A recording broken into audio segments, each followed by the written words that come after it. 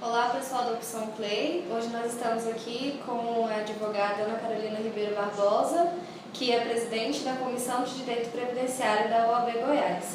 Boa tarde. Boa tarde, é um prazer estar aqui. Carolina, primeiro gostaria que você falasse sobre como que funciona essa Comissão de Direito Previdenciário na OAB, o que ela faz. Então, atualmente nós temos uma comissão voltada para os assuntos de direito previdenciário. Então, essa comissão ela recebe os advogados que atuam nessa área. Nós temos várias áreas dentro desse direito previdenciário e nós temos o objetivo dessa comissão de aproximar os advogados da sociedade, facilitar a advocacia previdenciária, fomentar cursos, palestras, simpósios, congressos. E nós temos aí, então, esse objetivo, né, de melhorar a advocacia, de trazer benefícios também para a sociedade, que é o fim, né, na verdade, do próprio exercício legal. E a gente tem discutido nos últimos tempos muito a reforma da Previdência, né? E as mudanças que ela vem trazendo aí. Não foi aprovada ainda, mas provavelmente vai ser, né, na Câmara e no Senado. Eu queria que você falasse dos principais impactos que essa reforma vai trazer para o trabalhador, de uma forma geral, primeiro.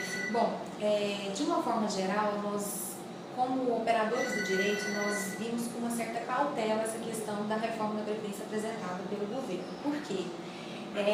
Retira muitos direitos sociais, direitos adquiridos a duras penas, né, durante anos, né? Então, nós vimos com bastante preocupação. Nós temos essa consciência de que a reforma precisa ser realmente realizada, mas do jeito que está, com esse texto base que foi apresentado, a gente tem um certo receio do que venha a acontecer com o nosso país. Vamos começar a iniciar aí, por exemplo, as alterações que tiveram nos trabalhadores aí, os trabalhadores que são de atividades mais penosas, né? O trabalhador rural, os trabalhadores que vêm de um trabalho que é periculoso, né? Que é exposto a agentes nocivos. Então, nós temos várias alterações nesse sentido. Mas, basicamente, o que essa reforma traz é um aumento de idade mínima. Na regra atual, nós não temos uma idade mínima para tempo de contribuição, né? Na regra do tempo de contribuição, nós não temos a idade mínima. Mas nós, aí com essa reforma, com o texto, traz uma idade mínima de 62 para mulher, 65 para homem e um aumento de 5 anos no tempo de contribuição, de 15 para 20 anos. Isso nos preocupa bastante porque o cálculo também foi modificado. Como fazer esse cálculo? Esse cálculo agora, com esse novo texto, nós temos aí um cálculo de 60%, com acréscimo de 2% a mais, além dos 20 anos contribuídos. Então, para você atingir 100% do seu salário de contribuição, você vai precisar de 40 anos de contribuição. E isso é muito penoso para um trabalhador. Muitas vezes a gente não consegue visualizar pessoas que trabalharam já com contribuições desde do seu primeiro trabalho. Nós temos aí um país que culturalmente nós não temos aí aquela obrigação de efetuar as contribuições. Nós temos aí um déficit em relação a várias empresas que não efetuam o recolhimento dos seus trabalhadores. Então nós temos um problema muito grande, né? E eu acredito que quando essa pessoa atingir essa idade, uma idade realmente avançada, ela realmente vai ficar sem uma proteção social, uma proteção que venha, né, dessa previdência nossa. Então, eu acredito que isso vai pesar muito, tanto no bolso do trabalhador, com essa reforma, quanto realmente na vida que ele vem levando, que ele vem realmente trabalhando. Eu acredito que o pior são esses detalhes mais básicos de aumento de contribuição, de idade, e para se atingir um salário digno seria trabalhar quase a vida inteira, né? Então nós temos aí bastante preocupação em relação a isso.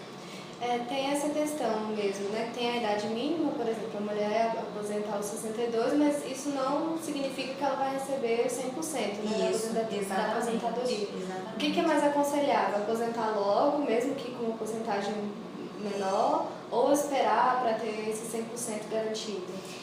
Não, então a gente aconselha as pessoas terem calma, porque é bom lembrar que essa questão dos direitos adquiridos, né, do que as pessoas conseguiram nessa regra atual, cumprindo os requisitos até a promulgação da lei, esses direitos não serão alterados. Então as pessoas não precisam se preocupar para correr para poder pedir essa aposentadoria.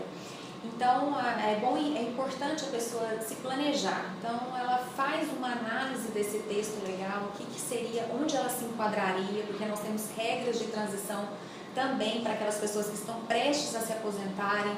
Então isso é muito importante. Às vezes está faltando 2 anos para completar 30 anos de contribuição, 35 homem, né, de contribuição. Então nós temos 3 regras de transição que a pessoa precisa analisar qual é a regra que ela vai se adequar.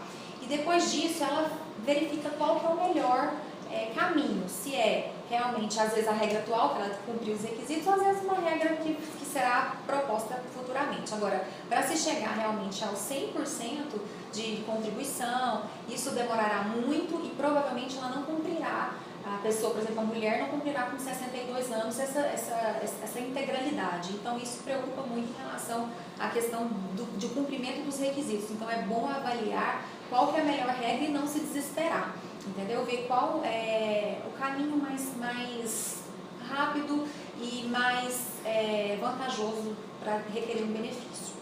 Agora, o governo fala muito disso, das regras de transição, né?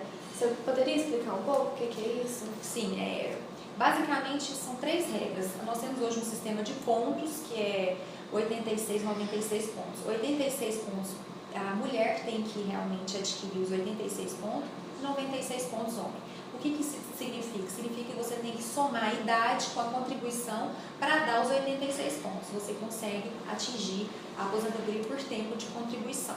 Então, esse sistema de pontos, ele vai crescer 1 ponto a cada ano, certo? Então, no próximo ano nós vamos ter 87, 97 e isso vai acrescentando a pontuação. E esse sistema de pontos, ele tem também a questão do fator, entendeu? Então, muitas pessoas estão aí, às vezes, prestes a cumprir essa questão da pontuação, então nós precisamos verificar qual que é o melhor sistema. Essa é uma primeira regra do sistema de pontos.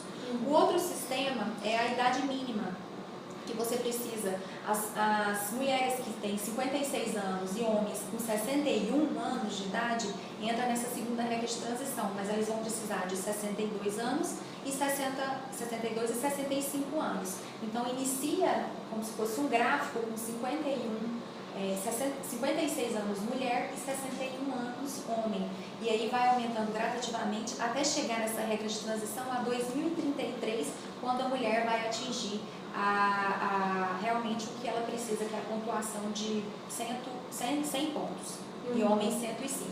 E a terceira regra são para aqueles que faltam até 2 anos para se aposentar por tempo de contribuição.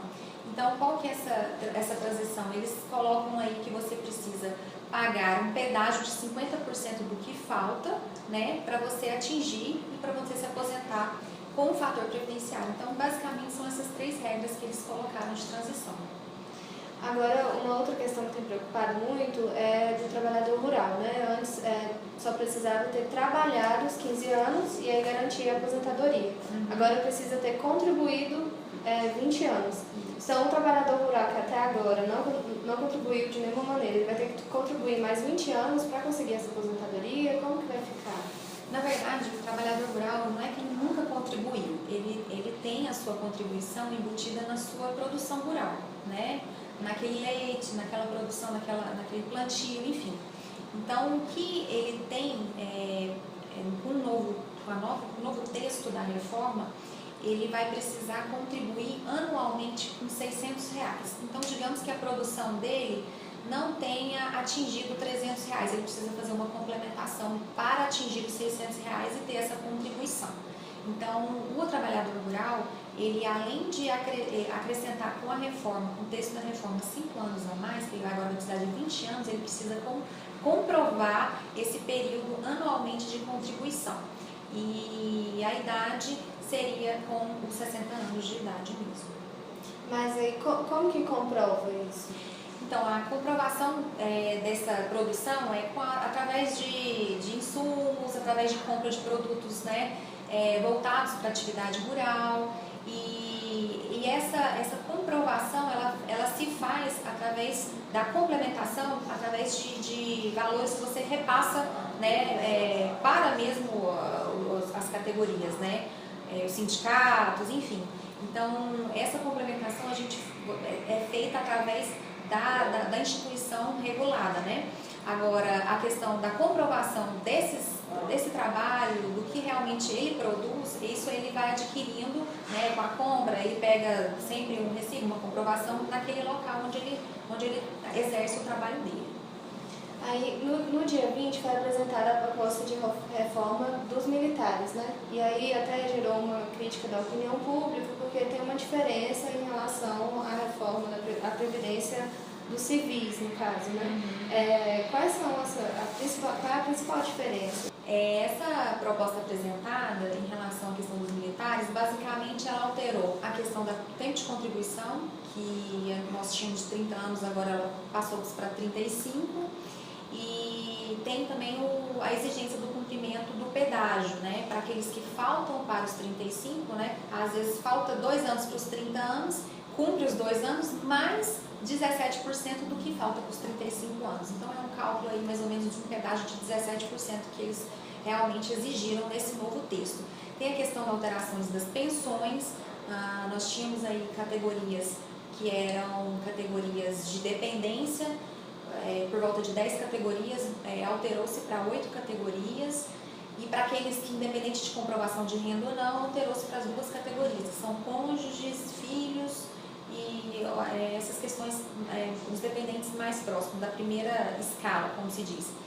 E também teve-se uma alteração em relação à questão da contribuição em si, porque a contribuição agora ela passou a ser obrigatória até dos ativos e dos inativos. Então, aqueles beneficiários, aqueles estudantes, os cabos, soldados, eles também vão ter que efetuar essas contribuições no percentual de 10,5%, né, que foi proposto aí. E então aumenta-se a questão da contribuição, e a finalidade é difundir, criar apenas, na verdade, fundir um só sistema, né, para que seja feito um sistema só de regras, né, apesar dos militares terem o seu regimento, o seu regramento próprio, há-se essa preocupação, né, de colocar mais ou menos uma mesma linha de cumprimento de requisitos.